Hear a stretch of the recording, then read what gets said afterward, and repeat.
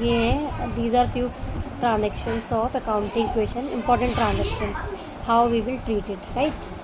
तो मैंने कुछ इमेजनरी, कुछ ऐसी ट्रांजेक्शन्स ले लिए। इमेजनरी इन द सेंस किसी में अमाउंट है, किसी में नहीं है। ये पर्टिकुलर एक क्वेश्चन से बिलोंग नहीं करती, ठीक है। तो सबसे फर्स्ट ट्रांजेक्शन मैंने लिया डेप्रिसिएशन ऑन मशीनरी या डेप्रिसिएशन ऑफ फर्नीचर। किसी भी एसेट पे फर्नीचर अगर आप करते हो तो उसका इम्पैक्ट क्या आएगा।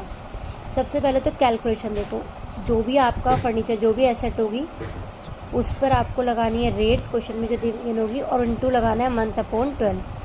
अगर ये बोलेंगे 5 मंथ 6 मंथ तो आप मंथ ही मल्टीप्लाई करोगे, ठीक है। डेप्रिसिएशन ऑन मशीनरी का क्या ट्रीटमेंट होगा, इसकी वजह से फर्नीचर की वैल्यू रिड्यूस हो जाएगी, तो इसलिए फर्नीचर में से माइनस, और क्योंकि ये बिजनेस के लिए एक्सपेंस है इसलिए कैपिटल में से भी माइनस, राइट।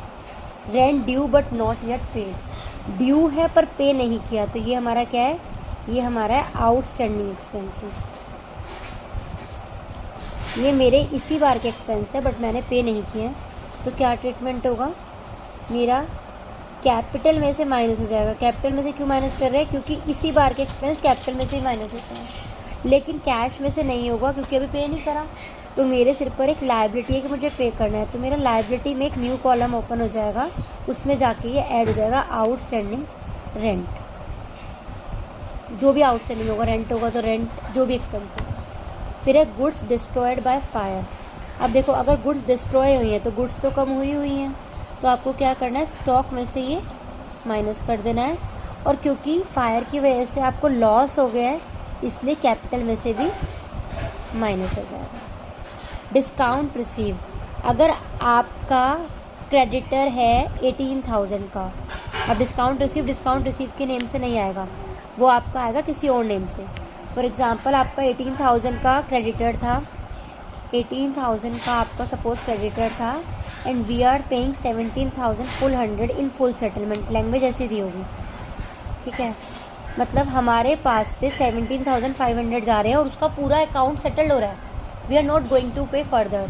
तो हमारा जो कैश रिड्यूस हो रहा है वो कितना हो रहा है, 17,500, बट मेरी जो लायबिलिटी है क्रेडिटर के नेम से वो मेरी रिड्यूस हो रही है 18,000 से, तो इट मीन्स मेरे को 500 का डिस्काउंट मिला है, वो मेरा गेन है, इसलिए कैपिटल में वो प्लस हो जाएगा। Getting this point. नेक्स्ट आता है income receive included 3,000 related to next year. मुझे जो इनकम रिसीव हुई है उसमें से 3,000 ऐसे हैं जो नेक्स्ट ईयर के लिए हैं, तो मतलब वो इस साल की तो इनकम नहीं है। अगर इस साल की नहीं है तो मतलब वो एडवांस इनकम है। तो इस साल की इनकम में से, या फिर ये वाला पॉइंट थोड़ा सा चेंज करते हैं, बस ये लिख रही हूँ income receive for next year, क्योंकि वो इंक्लूडेड वाला अभी बाद में बताऊँगी।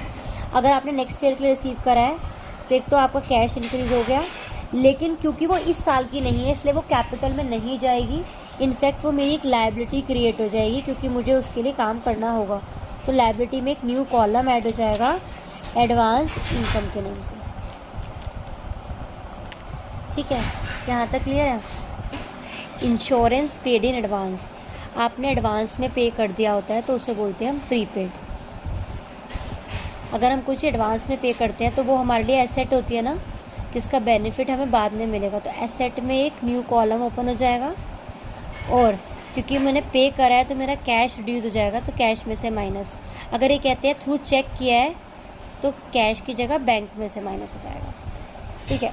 उसके बाद है goods withdrawn for personal use, goods withdraw करी है वो भी पर्सनल, जहाँ पर्सनल यूज़ आ गया वो ड्राइंग है तो वो कैपिटल में से माइनस तो होगा ही होगा। अब गुड्स विड्रॉ करी है तो स्टॉक में से माइनस, और क्योंकि ड्राइंग है इसलिए कैपिटल में से माइनस। अब बहुत इंपॉर्टेंट पॉइंट है 8 और 9। Goods costing 5,000 sold for ₹6,000 for cash. 5,000 की गुड्स मेरी 6,000 में मैंने सेल करी है, तो 5,000 की अगर गुड्स 6,000 में गई है तो इट मीन्स 1,000 का मेरा प्रॉफिट है, राइट। हाँ हाँ पूछो। हाँ मुझे दोनों आप ऑपरेटर बना सकते हो। हाँ इसके बाद ठीक है। गुड्स 5,000 की सोल्ड फॉर 6,000 फॉर कैश। आपकी 5,000 की गुड्स स्टॉक तो आपका माइनस हुआ है 5,000 का, बट आपके पास कैश कितना इंक्रीज़ हो रहा है 6000 का। तो जो 1000 का मेरा प्रॉफिट है वो मेरा कैपिटल में प्लस हो जाएगा। गेटिंग दिस, है ना। अब नेक्स्ट देखते हैं पहले, उसके बाद ये चारों में रिपीट कर दूँगी। Goods costing 6000 sold for 10000। 6000 की गुड्स मेरी 10000 में सेल हुई है, दैट मीन्स 4000 का मेरा प्रॉफिट हो गया, राइट। और अगर मेरा 4000 का प्रॉफिट हो गया है तो वो कैपिटल में एडजस्ट होना चाहिए, लेकिन यहाँ पर कुछ नया है। नहीं, 4000 का, 6000 का गुड्स 10000 में सेल हुआ, ठीक है। यहाँ पर बट बोला half amount receive in cash, ये इंपॉर्टेंट है। अब मेरी जो गुड्स कम हुई है, मेरा स्टॉक माइनस हुआ है कितना, 6000, मुझे पैसे कितने मिलने हैं, 10। लेकिन सबसे इम्पॉर्टेंट बात ये है कि 10 में से हाफ अभी मिलने हैं, हाफ बाद में मिलेंगे।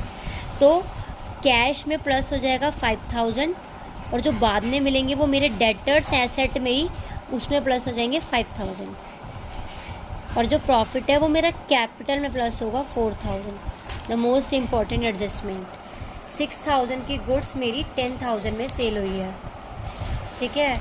और अगर 6000 की गुड्स 10000 में सेल हुई है तो इट मीन्स मेरा स्टॉक माइनस हुआ 6000 का, बट मेरे पास अमाउंट जो आएगी वो 10000 आएगी।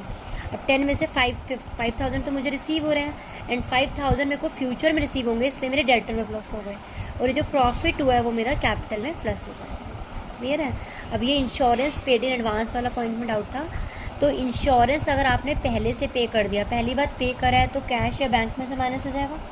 Second thing, because we have paid in advance, that means वो मेरी एसेट क्रिएट हो गई, तो एसेट में न्यू कॉलम आ जाएगा, ठीक है। ये क्लियर है। उसके बाद goods withdrawn for personal use, मैंने गुड्स पर्सनल यूज़ के लिए निकाला है, तो मेरा स्टॉक रिड्यूस हो जाएगा।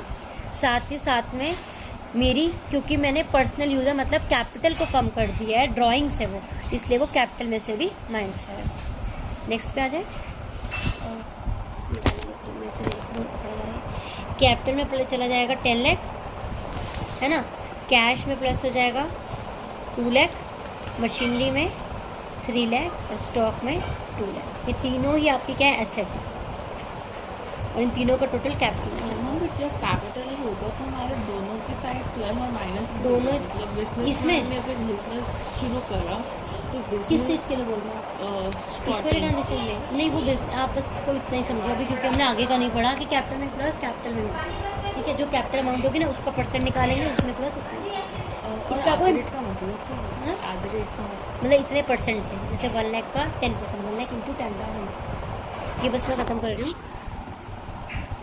ये तो चल ही रहा था, चलो कोई नहीं। Commence business with cash 5 lakh, machinery stock इतना, तो आपका कैश में प्लस, मशीनरी में प्लस, स्टॉक में प्लस, और टोटल इसका कैपिटल में प्लस, ठीक है। ये सारी ट्रांजैक्शन थी जो इम्पोर्टेंट थी, जो आपको करनी है।